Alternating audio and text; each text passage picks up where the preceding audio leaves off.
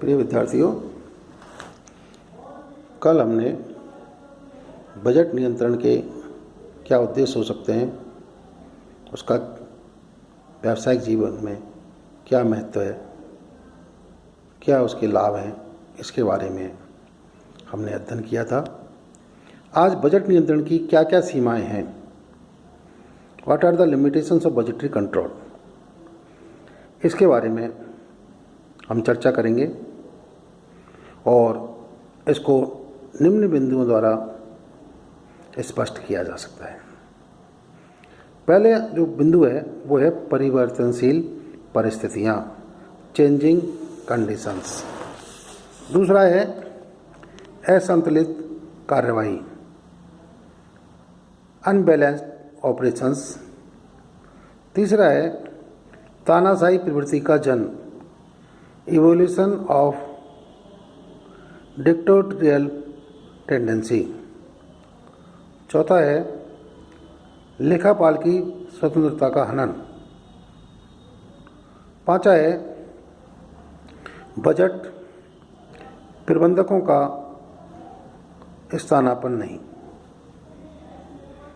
छठा बिंदु है आंतरिक संघर्ष, इंटरनल कॉन्फ्लिक्ट्स।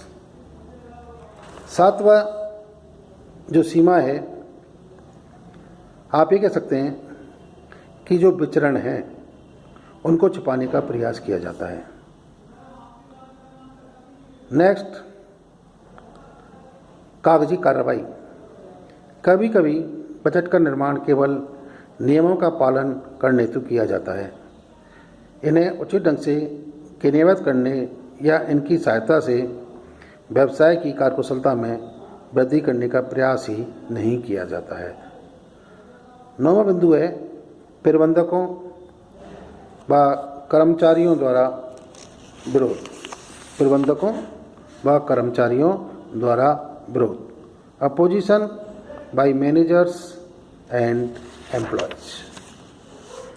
अर्थात उपरोक्त सीमाओं के बावजूद भी यह कहा जा सकता है कि बजट नियंत्रण प्रणाली प्रत्येक व्यावसायिक संस्था के लिए हितकारी है, लाभकारी है।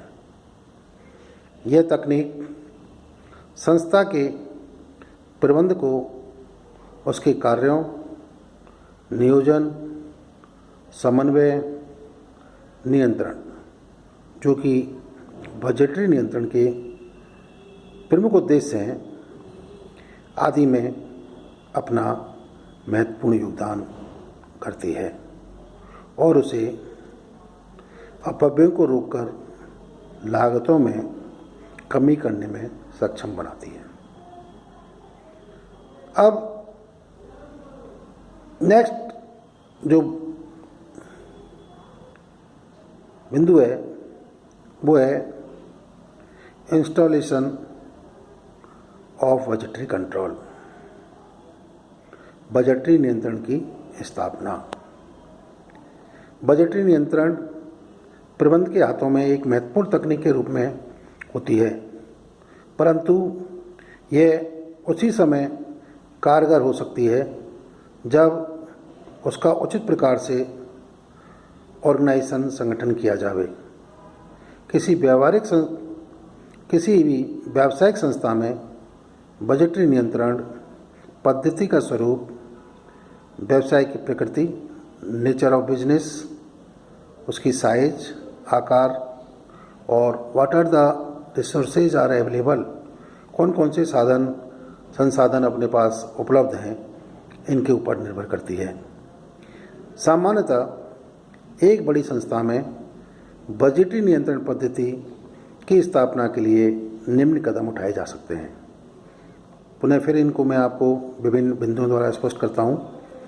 पहला है बजट केंद्रों की स्थापना, एस्टेब्लिशमेंट ऑफ बजट सेंटर्स। दूसरा है पर्याप्त लेखांकन अभिलेखों की स्थापना। तीसरा है संगठन चार्ट का निर्माण। चौथा है बजट समिति की स्थापना, फॉर्मुलेशन ऑफ बजट कमिटीज। पांचवा है बजट पुस्तिका का निर्माण, प्रिपरेशन ऑफ बजट मैनुअल्स,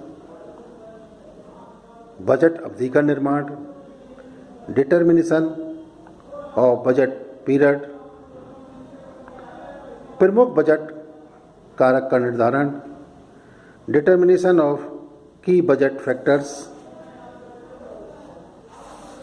अब ऐसे कौन कौन से फैक्टर्स हो सकते हैं, की बजट फैक्टर्स हो सकते हैं, इनको मैं 5 भागों में बांटता हूँ। पहला है विक्रय, उपभोक्ता की मांग की कमी, कुशल विक्रेताओं की कमी, अकुशल या अपर्याप्त विज्ञापन आदि। दूसरा है सामग्री, पूर्ति की कमी अथवा लाइसेंस, कोटा आदि के कारण सीमित उपलब्धता। तीसरा है श्रम, श्रमिकों की सामान्य कमी, कुशल प्रबंधकों की कमी तथा हड़ताल के कारण श्रमिकों की कमी। प्लांट, पूंजी की कमी, आयात प्रतिबंध अथवा स्थान की कमी के कारण अपर्याप्त क्षमता अथवा कुछ प्रक्रियाओं में रुकावट है। और प्रबंध, कुशल प्रशासन की कमी, तकनीकी ज्ञान की कमी, पूंजी की कमी, जो निर्माण पद्धति हैं उनमें अपर्याप्त शोध। और लास्ट पॉइंट है क्रियाशीलता का स्तर। सामान्यतः क्रियाशीलता के निम्नलिखित 3 स्तर होते हैं। पहला, गत वर्षों के परिणाम के आधार पर प्राप्त क्रियाशीलता स्तर। दूसरा, सर्वोच्च संभव कुशलता द्वारा प्राप्त क्रियाशीलता स्तर।